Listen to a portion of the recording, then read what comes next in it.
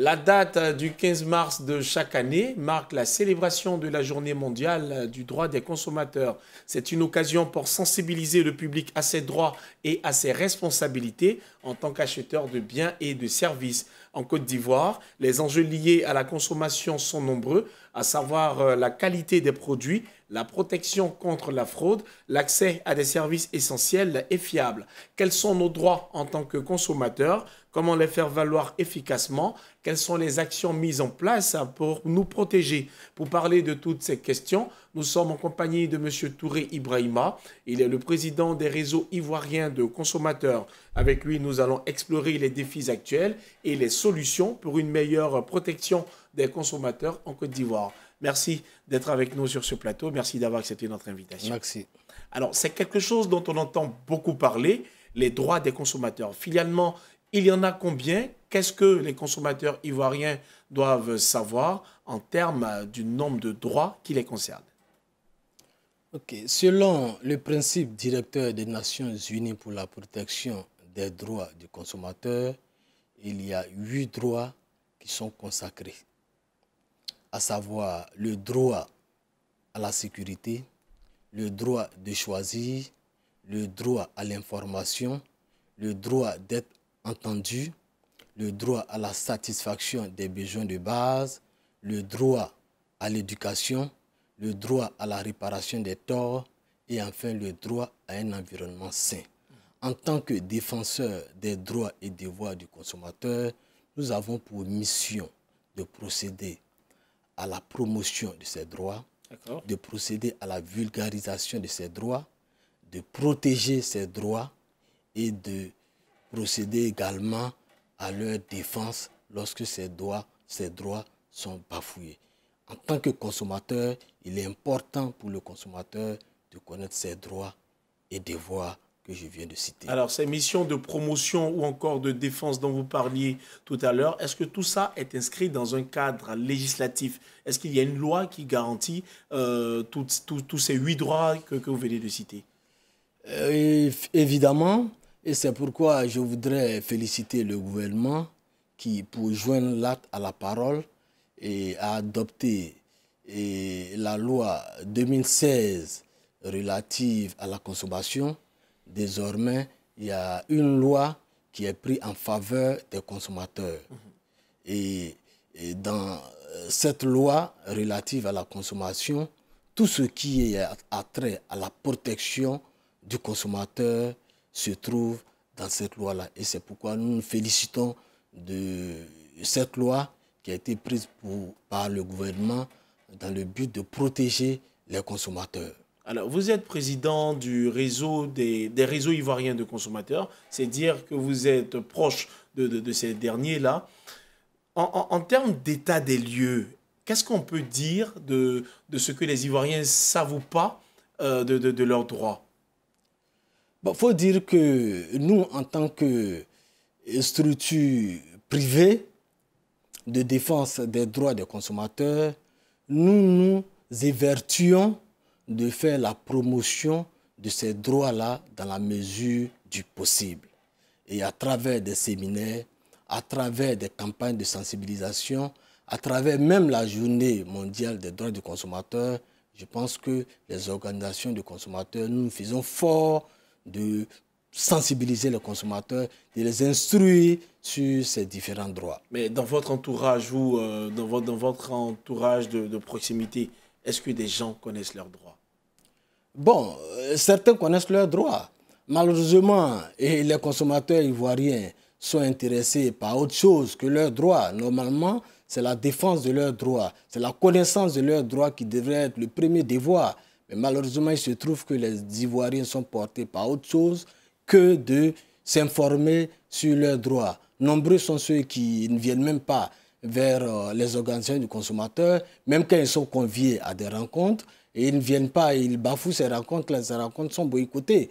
Et demain, ils sont dans les salons en train de grogner, en train de se plaindre. Mais non, il faut aller, il faut connaître ses droits et défendre ses droits, joindre les consommateurs, les organisations de défense des droits des consommateurs. Il faut être solidaire de leurs appels, il faut être solidaire du combat mené par ces organisations de défense des droits des consommateurs en longueur de journée. Alors, je suis ivoirien, hein, ou on va dire que je vis simplement en Côte d'Ivoire. Je suis donc un consommateur. Je fais face à des dérives par rapport à l'achat d'un bien ou d'un service. C'est quoi la réaction que je dois avoir? C'est clair qu'aujourd'hui, et par les démembrements de l'État, il y a dans chaque région, dans chaque département, il y a des démembrements de l'État. C'est-à-dire le ministère du Commerce qui est en charge le commerce a des directions régionales, a des directions départementales. Et au sein de ces directions-là, il y a des agents contrôleurs du ministère qui sont là, qui font la surveillance du marché. Mais en plus de cette administration, il faut dire que par les conseils et par l'impulsion des organisations de consommateurs, l'État, à travers le ministère du Commerce, a mis à la disposition des consommateurs des outils essentiels. Des outils essentiels tels que la création de la brigade de contrôle rapide, qui est là spécialement pour les consommateurs, pour contrôler les prix, pour sanctionner tout ce qui est dérapage sur le terrain. Et en plus de cette brigade-là, il y a un numéro vert. Il y a un numéro vert, le 1343, qui est mis à la disposition du consommateur. Il suffit que dans ton quartier, même reculé, de là où tu es, dans ton lieu d'habitation, une fois que tu constates le bafouement d'un droit, une fois qu'il y a un dérapage, un dysfonctionnement qui est constaté, il te suffit d'appeler sur le 1343 et la brigade tout de suite se déploie sur les lieux et tout ce qui est infraction, tous ces brebis galeuses-là sont mis hors d'état de nuit. Monsieur Touré, vous êtes en train de valoriser, de rehausser les mesures prises par le gouvernement, mais mine de rien, les populations continuent à dénoncer la cherté de la vie, continuent à dénoncer la hausse des prix qui n'étaient pas semblables à ceux des ans derniers. Effectivement, loin de m'ériger en porte-voix du ministère du Commerce, sinon du gouvernement, il faut reconnaître quand même que du chemin a été parcouru lorsque nous jetons un regard dans le rétroviseur. Ces organes que je viens de citer, tels que le Conseil national de la consommation, ces organes n'existaient pas. Le Conseil national de la lutte contre la vie chère n'existait pas. La brigade de contrôle dont je parle n'existait pas. Je pense que l'État, conscient de la situation des consommateurs, a mis en place tous ces appareils-là dans le but vraiment de soulager le consommateur, de contenir la cherté de la vie. C'est vrai que des efforts restent encore à faire de la part du gouvernement parce que les consommateurs ne sont pas satisfaits. Et nous, en tant que défenseurs des droits et devoirs des consommateurs, nous sommes à la tâche. Nous attirons à chaque fois l'attention de nos autorités. Et je pense que c'est dans ces regards critiques-là que par le biais du ministre du Commerce, que je salue, que je félicite pour le travail remarquable abattu, que le Premier ministre d'alors, Patrick Hachi, a reçu les organisations de consommateurs à la primature. Nous avons débattu en long et en large cette question de cherté de la vie. Et des comités locaux de lutte contre la vie chère ont été créés. L'État a subventionné certains produits de grande consommation, a procédé également au plafonnement de certains produits de grande consommation. Même les femmes du vivrier ont reçu des subventions pour être encore opérationnelles, pour que les produits soient en quantité sur le marché. Alors, on va revenir sur le numéro vert dont vous parliez. Je vais prendre un exemple très concret et simple. La commune de Bingerville, on le sait, pour regagner Abidjan, c'est un peu compliqué à cause des embouteillages. Et parfois, les minicars qu'on appelle communément Baka font des doubles tarifs, c'est-à-dire sur le chemin, au lieu de prendre la voie directe qui mène à Abidjan, par exemple, on va te descendre sur la route pour un coût de 500 francs CFA. Donc, tu as mi-chemin, il faut reprendre encore un autre véhicule pour terminer ta course. Je suis un passager, je suis un consommateur. Dans le cas d'espèce, qu'est-ce que je suis censé faire? Ok, dans ce cas d'espèce, c'est pourquoi nous sensibilisons davantage nos populations d'avoir des attitudes citoyennes. C'est quoi les attitudes citoyennes dans ce cas-là? Dites-nous. L'État a fixé certains prix. Sur le marché, il y a certains produits dont le prix a été fixé et le prix est encadré par l'État.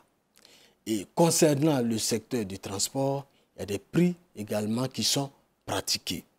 Tu vas prendre un minicar et le transport coûte 300 francs. Et il se trouve qu'à des heures de pointe, des conducteurs véreux procèdent à des augmentations anarchiques allant dans tous les sens. Mais là, il n'appartient pas à l'État de faire la police, de mettre un policier dans chaque minicar pour procéder à la surveillance. Mais je pense qu'il appartient aux consommateurs de prendre leurs responsabilités à un certain moment donné. Qu'est-ce qu'ils doivent faire concrètement? Mais le conducteur, sans les passagers, il ne peut pas conduire. Donc, il ne faut pas qu'il monte dans le véhicule? Vous ne montez pas. Vous boycottez. Parce qu'à un moment donné, il faut boycotter. Même quand il y a des prix, en tant que défenseur des droits du consommateur, il nous arrive des fois d'être face à des prix, à faire face à des augmentations anarchiques. On demande des boycotts. Mais combien sont les Ivoiriens qui acceptent de boycotter? Mais pour diverses raisons. Pour diverses raisons. Si moi je suis en train d'aller au travail à 7h30, il est, je sais pas moi, à 7h10, je suis encore dans le transport et pour mettre seulement 200, je dois me retrouver au bureau, bah, je pense que je suis obligé d'aller au bureau. Oui, mais là, c'est à vos risques et périls. Donc, pour ça, on ne peut pas défendre en ce moment-là, les actions que vous, en tant que fédération, vous menez. Il y a une sensibilisation qui est faite. Nous avons à chaque fois des rencontres avec cette corporation-là. Et je vous dis que tout ne peut pas être maîtrisé à 100%. Il y a le rôle que l'État joue. L'État joue son rôle. Les organisations de consommateurs, nous jouons nos rôles. Mais il appartient également aux consommateurs de jouer leur rôle. Le conducteur te dit de payer 500 au lieu de payer 300. Et vous êtes peut-être une dizaine dans le véhicule. Vous décidez de ne pas payer. Et je pense qu'avec cette mesure-là, vous verrez vraiment que ces pratiques-là vont changer. Alors, mais à force, le consommateur, à force de dire je vais au travail, à force de dire je suis serré, je vais faire comment? Tourner le regard vers l'État. Mais vous allez voir que ces pratiques vont continuer. Et après, c'est pour rester dans les salons en train de critiquer. Moi, je veux qu'à un moment donné, il appartient également aux consommateurs de prendre leurs responsabilités que de rester là en train de grogner. Alors, au-delà des sensibilisations que vous menez tout le temps dans différents secteurs d'activité, c'est quoi les moyens que pourraient avoir les différents consommateurs pour en savoir davantage sur leurs droits? Bon, les consommateurs, je pense, c'est dans un premier temps, se rapprocher de leurs organisations. Aujourd'hui, dans toutes les communes d'Abidjan, nos structures sont représentées. Aujourd'hui, au niveau de ma fédération, nous sommes représentés tant dans les communes d'Abidjan qu'à l'intérieur du pays. En dehors même de la fédération que je représente, il y a d'autres organisations de consommateurs qui existent. Mais il faut que ces consommateurs-là se rapprochent de leurs organisations. Même la journée mondiale qui est dédiée aux droits du consommateur, combien sont les consommateurs qui sont intéressés par ces actions-là? Alors qu'au cours de ces cérémonies, au cours de ces célébrations, mais ils sont instruits sur leurs droits, ils sont instruits sur leurs devoirs. Il y a des panels qui sont animés. Il y a des panels qui sont animés sur des thématiques en rapport avec leur intérêt. Et c'est essentiel, c'est important pour eux de venir.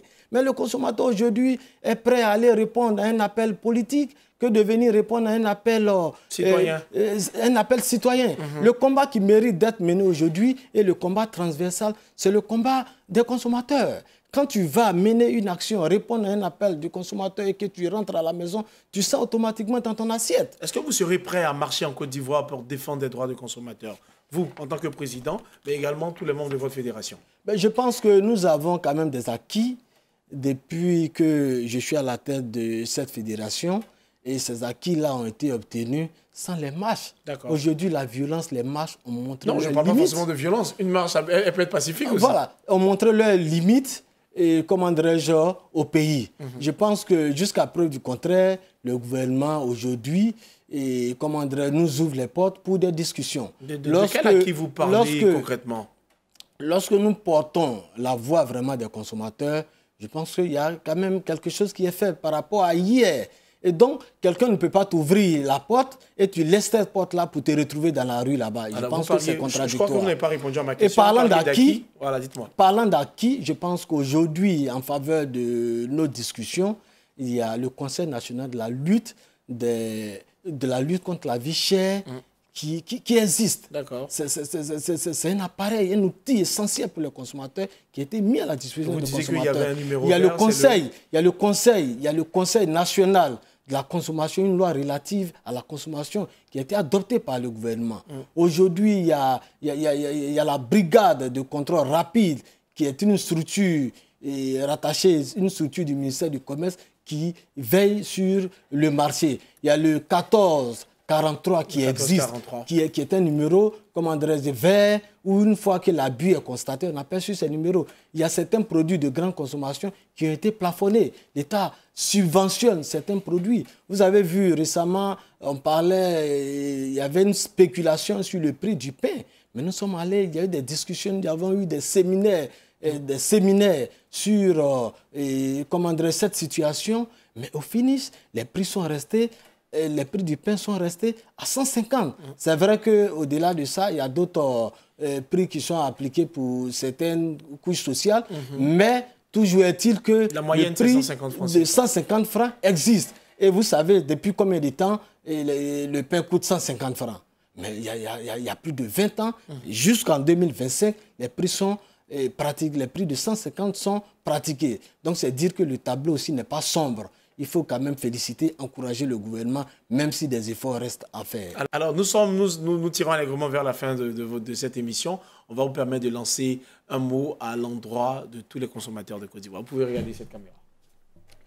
Aux consommateurs, l'appel que je lance, c'est toujours un appel de sensibilisation, de s'instruire, de connaître leurs droits et devoirs, et d'être surtout solidaires des appels qui sont lancés à leur endroit, de s'approprier tout ce qui est combat des organisations de consommateurs et d'arrêter de se plaindre dans les salons.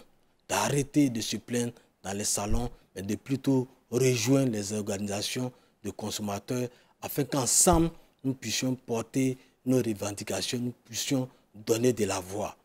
Et aux opérateurs économiques véreux, j'ai une mise en garde. C'est une mise en garde de respecter les prix arrêtés par le gouvernement, de mettre à la disposition des consommateurs des produits de qualité.